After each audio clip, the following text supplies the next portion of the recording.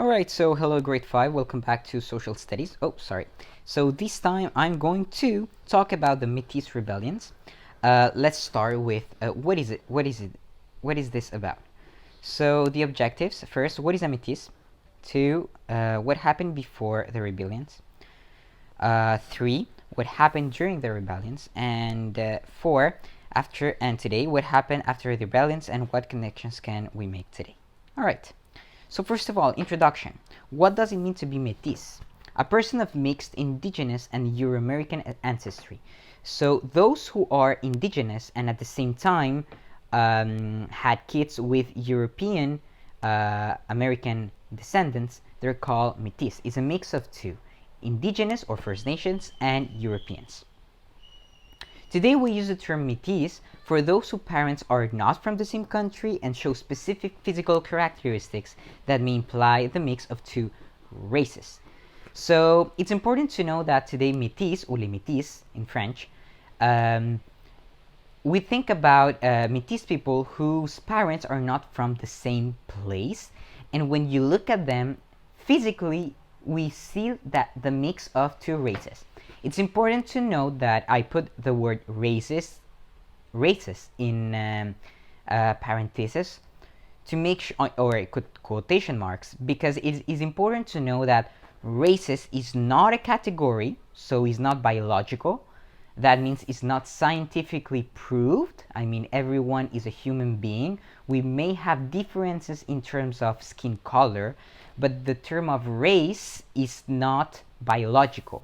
That means it's completely socially created. It was the society who decided to create races. So that means that if you think about someone who's black or someone who's white, that's a race, and that's something that was created by the human being.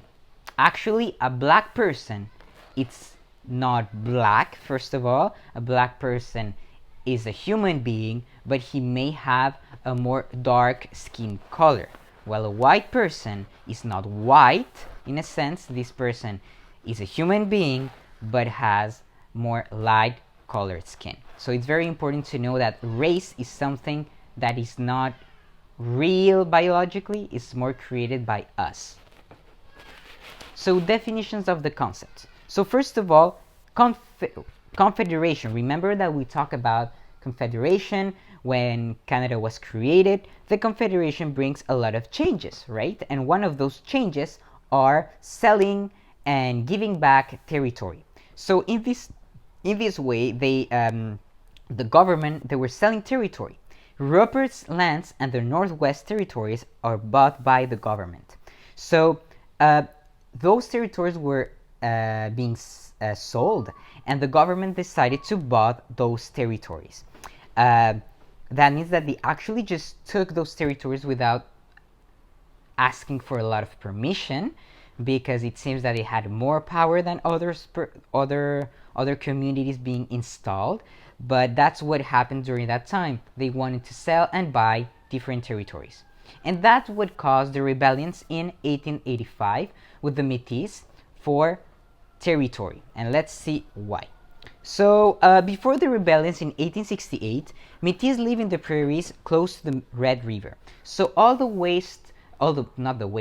west part of Canada, today's Manitoba or Saskatchewan, those were the prairies. We still call them the prairies.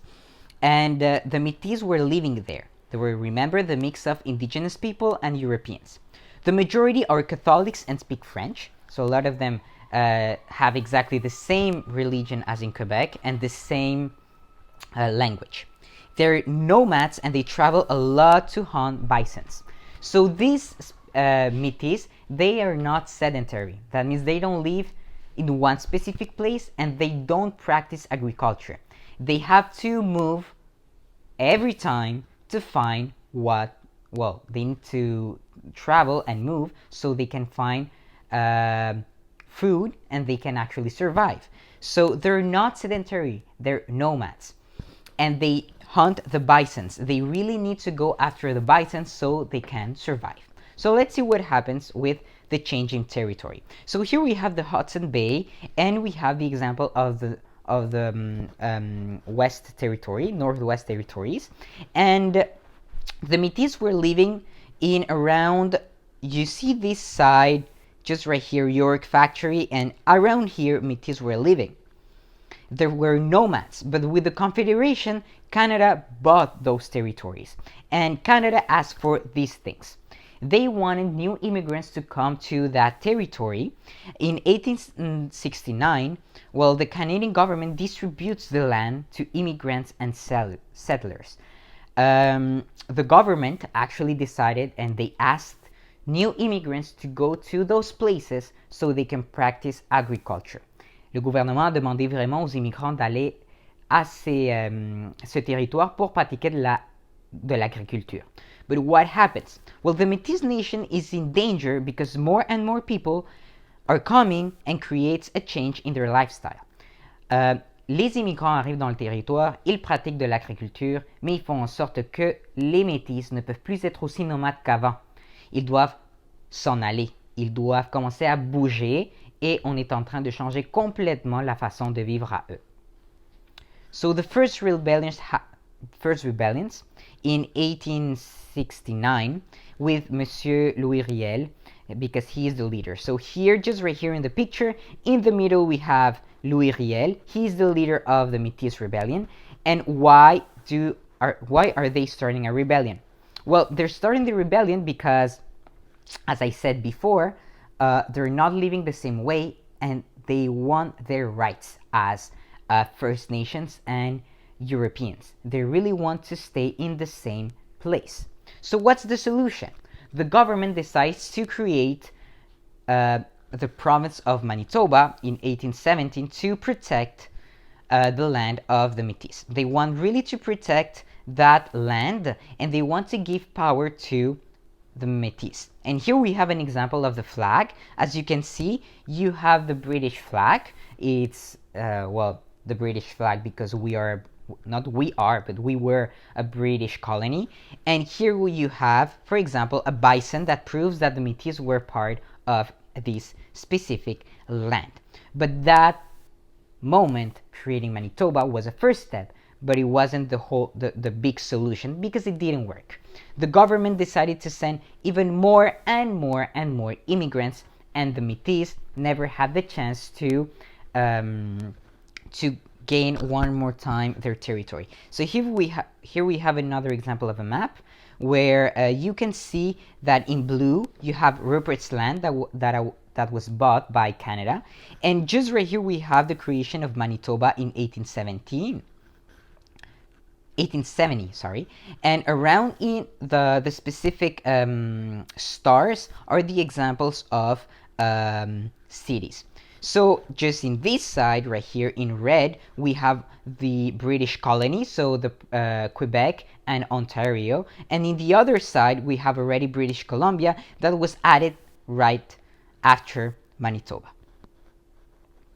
Okay, so here if I continue, the second rebellion happened in 1885 with Mr. Louis Riel. He's one more time the leader. They try to they want to really make sure that their rights were protected, and that's why they made a second rebellion. But Mr. MacDonald, the Prime Minister, was not happy at all, and he was not ready to negotiate one more time, so he decided to send the army to stop the Métis. So Mr. MacDonald, the Prime Minister in Canada at that time, he sent the army, and the rebellions were completely stopped by different conflicts and battles between Métis and the army. So after the rebellions, this is what happened.